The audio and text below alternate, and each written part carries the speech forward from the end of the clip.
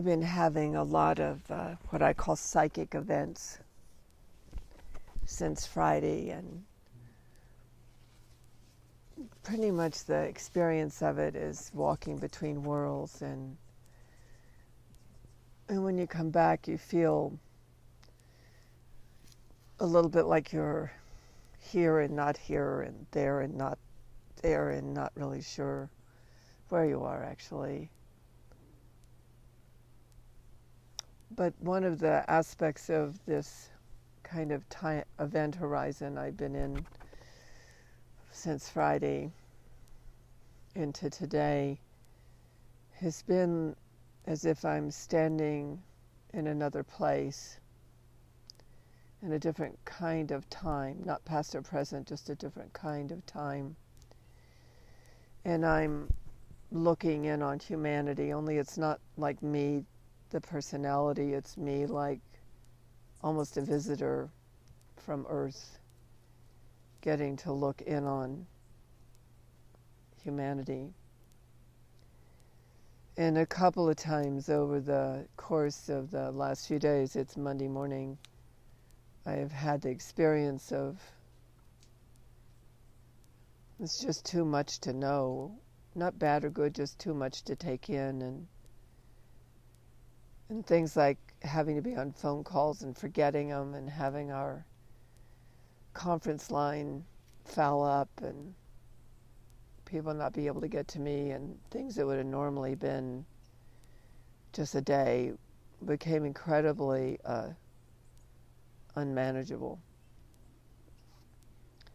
As if I was paying attention to something with so much of my being that having to come in to take care of simple problems was so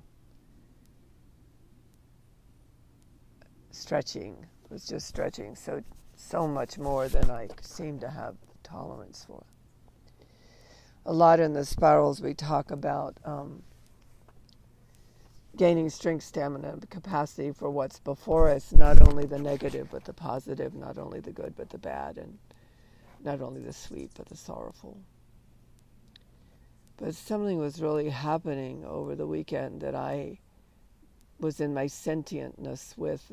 There was no logic, there was no reason, there was no interpretation. There was just this transcendent or tranced out, so we don't use transcendent as something different than what I mean.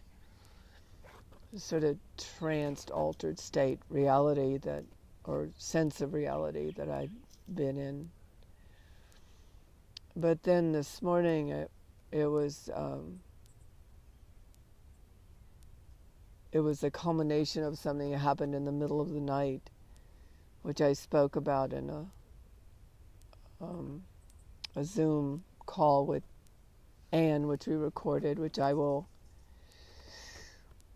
post. And because for somebody out there, maybe this will really help. Because where things need to be helped now are not where human beings know where to go to find help, and nor, frankly, do I. It's more we're experiencing something, and we're in that experience, and we'll be in those experiences until those experiences reset the very foundation of creation that we exist in. Of that part, I'm sure.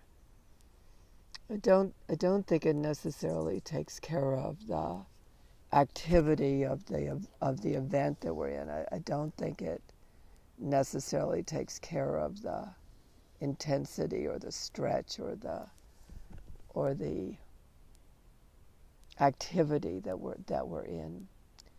But Georgia came in and started sharing with me some things that were hard to get her head around. One of them was Rita, our cat, whose body's clearly failing and who's going to the bathroom everywhere because she can't control herself, and wanting to let nature take its course, and yet feeling like, should she put her down, and a few other things, this torn spot. And all of a sudden I realized in her languaging and her speaking and her sharing where I'd been. what I've been experiencing and why my mind and my consciousness and my sentience feels so expanded out past the edges of right and wrong, good and bad, out past the edges of life and death, and out past the edges of workability and unworkability, or dysfunction or function. And I realized that I had been in a field phenomenon of experience in the what I call the netherworlds, the otherworldly, where things aren't defined by form, they're defined in the ethers, they're defined by the movement of energy. And as you come close to the earth plane, that movement of energy moves into chaos or order, balance or imbalance. And it suddenly occurred to me, listening to her, that that's what I've been in. It's like I've been outside the human psyche looking in, and the human psyche is the mind of our soul. It's our soul consciousness. It's not our circumstances. It's not our everyday, but we are affected by them, and we're affected by our everyday because we're feeling this modulation point